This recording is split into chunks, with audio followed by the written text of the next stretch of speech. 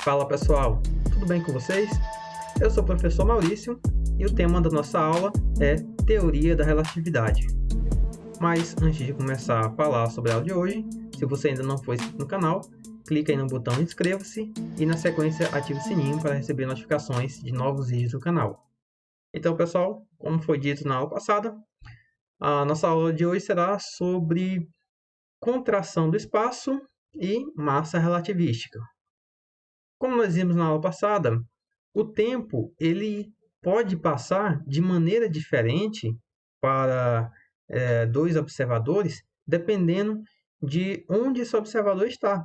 Se um observador está em repouso, referente a um certo referencial, e o outro observador encontra-se em movimento com uma velocidade bem próxima à velocidade da luz, o tempo para os dois observadores acaba passando diferente. Em consequência, o espaço que é medido por eles também passa de maneira diferente. Para entendermos isso aqui, temos a seguinte situação. Vamos considerar dois planetas aí que estão a uma distância bem considerável. De um desses planetas parte uma nave espacial e essa nave espacial vai se direcionar até o planeta vizinho. Aqui em nosso planeta, nós estamos apenas observando aquela nave que está se deslocando de um planeta para o outro. Então, o que acontece? Para nós, essa nave ela vai acabar percorrendo um espaço, uma distância, que nós podemos calcular da seguinte maneira. Podemos pegar aqui LR, L vai ser o comprimento do espaço que vai ser percorrido, essa distância total aqui. E esse R é um referencial nosso, ou seja, nós estamos em repouso. Então, é o comprimento para nós que estamos em repouso. Tem que ser igual ao quê? A V, que vai ser a velocidade da nave. Essa nave tem uma velocidade em direção ao segundo planeta. Vamos considerar que essa velocidade é uma velocidade constante, multiplicado pela variação do tempo. Essa variação do tempo é o tempo que nós estamos contando, é o nosso tempo que estamos aqui em repouso em nosso planeta. Nós podemos pegar essa expressão e colocar em função aqui da velocidade, né?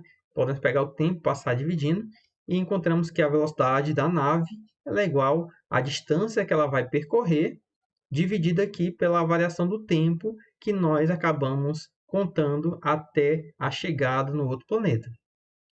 Para uma pessoa que está dentro dessa nave, ela também pode determinar o espaço que vai ser percorrido.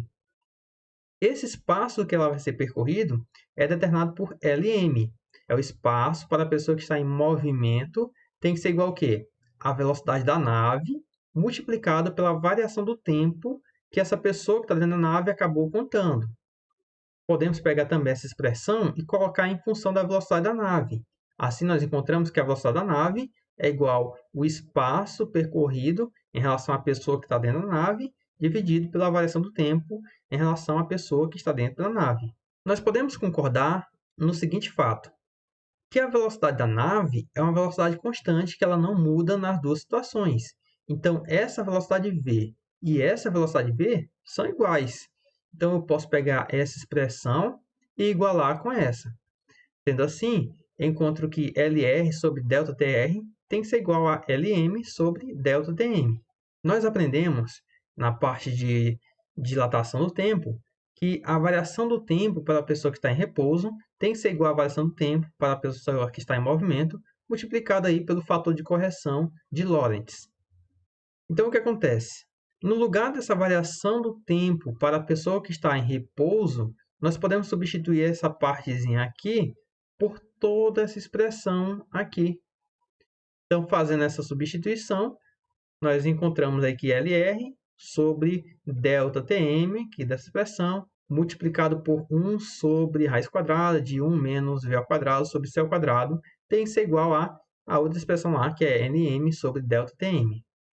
Então, olha só, ΔTm está desse lado e está desse lado. Nós podemos cancelar ele, porque ele está aqui na área do denominador, podemos cancelar ele.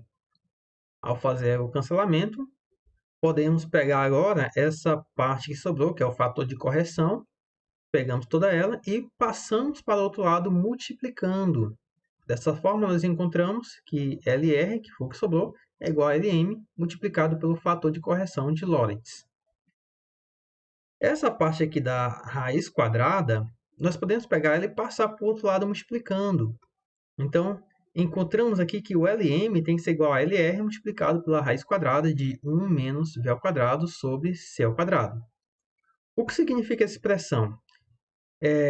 Essa raiz quadrada aqui, de 1 menos V ao quadrado sobre C ao quadrado, o resultado dela sempre vai ser um número que está entre 0 e 1. Se ele é um número que está entre 0 e 1, por exemplo, 0,6, por exemplo, ao multiplicar pelo comprimento dado pela pessoa que está em repouso, o valor final ele acaba diminuindo. 0,6 vezes um número qualquer, o resultado é um número que é menor do que o original. Então, o que acontece? O comprimento para a pessoa que está em movimento, ele é menor do que o comprimento para aquela pessoa que está em repouso. Então, daí que vem a contração do espaço. Essa contração do espaço, pessoal, só é possível se a velocidade for uma velocidade bem próxima ali à velocidade da luz. Se a gente considerar a velocidade, por exemplo, de um carro de Fórmula 1, que alcança ali cerca de 300 e poucos quilômetros por hora, 340 km por hora, é uma velocidade muito, muito, muito pequena perto da velocidade da luz. Então, como ele é muito pequeno, então se a gente pegar esse valor de 300 km por hora e colocar aqui e dividir pela velocidade da luz, isso aqui vai dar aproximadamente zero. Então, isso aqui é zero. E o que vai sobrar aqui vai ser a raiz quadrada de número 1. E a raiz quadrada de 1 vai ser 1. Ou seja, o comprimento para a pessoa em movimento vai ser o mesmo comprimento para aquela pessoa que está em repouso. Então, velocidades pequenas, como velocidade de veículos terrestres ou veículo aéreo, são velocidades que não vai ter diferença entre o comprimento dado pela pessoa que está em movimento e também pela pessoa que está em repouso. Vai ser praticamente a mesma coisa. Isso aqui só funciona se a velocidade for velocidade próxima à velocidade da luz. Tudo bem? Então, passando para o outro ponto, que é a massa e a energia relativística. Pessoal, sabendo que a velocidade próxima à velocidade da luz, ela acaba modificando o tempo, ela modifica também o espaço, e nós sabemos que a única coisa que é absoluta, que é constante ali, é a velocidade da luz. Então, outras grandezas, como a massa, ela também acaba sendo afetada devido a grandes velocidades. Então, a massa ela deixa de ser constante e ela passa a ser relativística. Ela acaba sendo modificada devido à velocidade. Essa massa ela pode ser encontrada através dessa expressão aqui, onde esse m é a massa que está em movimento. A massa que está em movimento tem que ser igual à massa de repouso dividido pela raiz quadrada de 1 menos v ao quadrado sobre c ao quadrado. O que significa isso? Significa que se eu disser que a velocidade de um certo objeto, que tem uma certa massa, ela é aumentada, quanto mais eu aumento essa velocidade, maior vai ser a massa dele, a massa relativística. Então, se um objeto ele acaba tendo uma velocidade muito alta, uma velocidade bem próxima à velocidade da luz, ele tem uma massa que tende a aumentar. Então, um objeto que tem velocidade próxima à velocidade da luz, ele tende a ter uma massa infinita. Então, entra aí a questão da massa infinita dos corpos. Essa massa infinita só é possível se o objeto tiver uma velocidade muito, muito próxima à velocidade da luz ou até mesmo a própria velocidade da luz. Mas, voltando aqui para o mundo real, um objeto que contém massa é impossível ele ter velocidade da luz. Nenhum objeto que contenha massa tem a velocidade da luz. Ele pode até ter uma velocidade próxima ali, mas a mesma velocidade que a luz, esse objeto ele não pode alcançar devido ele possui massa. Com isso, nós podemos passar também para um outro ponto, que é a energia que a massa ela pode gerar. Nós vimos lá dentro da física clássica que um objeto que tem massa e tem velocidade, ele tem uma quantidade de movimento. E também esse objeto ele tem uma energia cinética. Einstein acabou publicando em um de seus artigos a famosa fórmula que realizava a conversão de massa em energia. No caso, a fórmula é E, que é igual a m vezes c ao quadrado. Você observa que esse m é o m0, que é a massa de repouso. Então, a energia ela tem que ser igual a massa em repouso multiplicado pela velocidade da luz ao quadrado.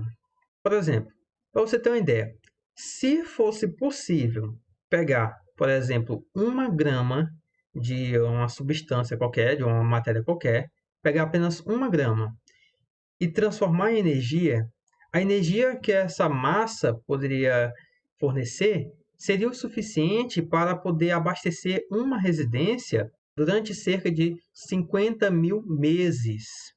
Ou seja, vai dar um valor ali um pouco maior que 4.000 anos de abastecimento de energia. Isso aí em uma situação hipotética, se fosse possível fazer essa conversão. Sabendo desse potencial de conversão de massa em energia, esse processo é utilizado nos reatores das usinas atômicas, de forma a gerar eletricidade e alimentar a rede elétrica. Então, pessoal, com isso nós finalizamos aqui essa parte de estudo da teoria da relatividade. Eu espero ter ajudado a compreender um pouco como funciona essa parte da relatividade estabelecida por Einstein.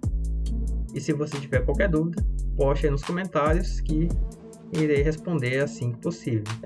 Fiquem com Deus, nós nos vemos na próxima aula e até mais.